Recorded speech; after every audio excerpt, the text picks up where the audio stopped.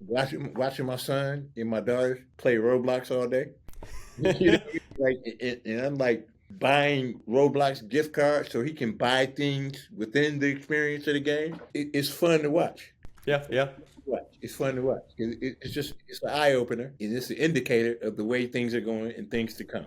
You know, Well, it's so interesting that you mentioned that because there's actually a ton of controversy around Roblox right now. is it? Because they've made something really wild. It's beautiful. It's cool. It's a very open, experimental, creative playground where young people and even established teams can build these experiences. And it's very modular. It's very akin to the kind of thing we're trying to create with Passage. We've described Passage at various times as like Shopify meets Roblox, where it's like grown up Roblox, more mature. Um, but the thing about Roblox is because they're the only people right now kind of doing what they're doing, making this unique ecosystem that's very accessible, but also very open and creative, they take so much. They take a huge cut. Like Apple takes like 30%. If you sell an app on the Apple App Store, they take like 30%. And that's 30% of the app, 30% of any in-app purchases. So that's why you can't like even buy your audiobooks or stuff through Audible. Audible makes you go to the Amazon website because if they sell it through the Apple app, they're going to lose 30% of all their Yeah, profits. I've noticed that. But Roblox, it's like way more. It's like over 70, 80% because they take a cut of a cut of a cut. Like they keep taking pieces off. Like first they take a big chunk. You get like 30 you only get 30% of any of the revenue from an app you make on Roblox. But then you're paid in Robux, which is their currency, right? And Yeah, if you try and sell those Robux for dollars, they're only going to give you like 30 cents on the dollar. So you make $1,000, they're giving you $300 when you actually try and translate it to cash. So yeah, it's interesting because it is kind of its own racket, right? But they're the only ones on the block, right? And that's just how it works until a competitor comes along who can offer better terms, better pricing. And that's what we want to do. We really want to bust wide open this whole creative space so that anybody can start building these types of open creative worlds, right? hmm And it's more accessible, right? And people can decide their own pricing. You know, this is amazing for people who, like myself, are introverts. You know what I mean? Like I could be way more social Yeah, yeah, yeah. than I can be out. Man, I had to go to LA for the Grammys. Oh, oh my God, that Tell me let about me. it. Tell me about it. I'm not a super young man anymore. You know, because I don't drink enough. Right? No. I don't drink. I Yeah, don't yeah. do drugs. I don't dance. I don't cheat on my girl. So Right. what am I gonna do at a fucking nightclub, man? Just Yep. like standing Yep. there with a No, I bottle, feel you, man. with a bottle of water, looking like a square. I'm a God-fearing man too, and as much as I imbibe from time to time, and the luxuries God has given us, but at the same time, like I feel like an old man too. Yeah, It's interesting because talking about how the virtual can kind of adapt to our different needs, physically, spiritually, emotionally. It is cool because we want to make part of Passage is making like when you're crafting the heaven experience, we want it to be more personal, more human, right? yeah, And when people see the experience, when they see the little characters moving around in the 3D space, it's hard to get it until you're inside Passage. But there is really this sense of being face to face.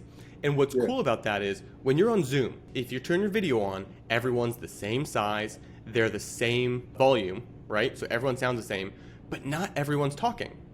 And that's not how a conversation normally works. Normally in a conversation, the people who are talking are probably louder and they're yeah, closer together, right? And so they see each other better. And so they're kind of, maybe they're up on a stage, they're put somewhere prominent in a normal conversation. In Zoom, yeah, everyone's the same size. In yeah, real life, the people who are introverted, who are quiet, who are just listening or observing and might talk occasionally, they kind of fade into the background a bit, right? yeah. But Which is amazing. Which is amazing because you ever been on Clubhouse? yep. Clubhouse is like a big ass conference call. Yes, exactly. Like a bunch of people patched a bunch of people in. You know what I mean? Right. They don't have the sound. They don't have the sound right over there. Yeah. You know And what you I gotta be mean? like mute, like mute yourself, like, Yeah, yeah. yep, I yeah. love that. I love that about the platform. Well, exactly, and that's why Passage is unique, is because you can kind of fade into the background. It's an open space, the way like it's a 3D space, the way that we communicate in the real world, and so there's this sense of being able to kind of fade into the background if you need to, Yeah, or you move forward. closer to somebody, you can hear them a lot better. Exactly. Incredible, Yeah. So incredible. we want to make it more human for sure. Yep. Okay, so you're pushing into this territory. You're pushing into this kind of new technology. Why should other artists care about this? Like, why is this important for maybe like the new artists who They're trying to push themselves on Instagram. They're trying to push themselves on Facebook. Like, why should this matter to those people? You're giving yourself more options. Like like I said, when you're dealing with those same platforms, you're competing with them, Yeah. Yep. competing against them. You should consider doing something where you have a community that you have complete access to. You Yeah. know, like that's where everything is going anyway. When you think about Web3, you think about online shopping and all these other things. You do all those things anyway. You know what I mean? Like how many times have you went on Saks website and bought something just by clicking a couple buttons on your phone? Next thing you know, it's at your house. Yep. Yeah, absolutely. Able to look at pictures on your screen and everything. How many times have you played Grand Theft Auto on a server Yeah. Yeah. with your friends? No, totally. So people are living in this space. Yeah, you live there. That's where you live at. Yep. You got to You know, understand it. it's like why not try to figure out a way to integrate your whole online life into that? Well, and recognizing that people have already. I love for shit to be more engaging and more of a bigger scope than just me talking to people typing in a comment section Yeah. Yep. or just audio on Clubhouse.